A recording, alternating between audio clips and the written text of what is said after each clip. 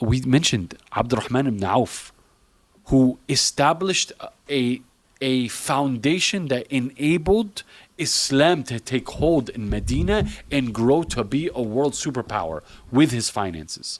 And another story I want to mention very briefly is Uthman ibn Affan radiallahu anhu, the third of the Khulafa al-Rashideen. The Rasul typically he would call the Sahaba and he'd ask them to give, right? And they would give, and they give. So there's one situation, if I remember the context of this hadith correctly, the Rasul asked them to give. They were preparing for a ghazwa, for a war, and it was for Jaysh al-Usra, the difficult ghazwa. And so he asked, and people would give. And he asked, and Uthman ibn Affan would give. And then he asked, and Uthman would give. And he asked, and Uthman would give. And he kept on giving. And then at some point, Uthman goes back, and he brought like his clothing full, like it's so full of like gold or dirhams, and he pours out on the lap of the Rasul. And he's like, that's all I got. I got everything I have.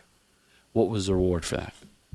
What was the word? The hadith of Rasul says, ما ضر عثمان ما عمل بعد يوم. Uthman can do no wrong after today. He has bought Jannah. As we mentioned the ayah last podcast, we said, هل أدلكم على تجارة تنجيكم من عذاب أليم. Can I tell you, Allah saying, can I tell you about a transaction that will save you from a torment? Buy your way into Jannah.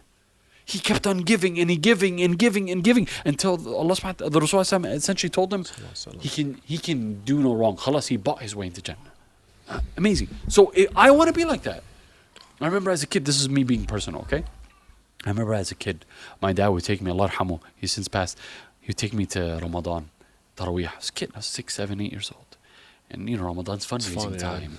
And in fundraising time, wallah, I remember like being a kid, in having the niyyah, oh Allah, Ya Allah, please give me money because I want to be like some of these guys who go and they donate, not like 500 or 1,000, I'm not belittling anything, but mashallah, some brothers, $10,000, $50,000. And I'm like, Ya Allah, I want to be like that when I grow up. What's wrong with having that? I want rizq, so not for the fame or whatever, but so I can support Islam like that, so I can strengthen Muslimin, so I can establish institutions, so I can establish waqf, so the masjid isn't asking all the time for money, so the school has the funds, whatever it is.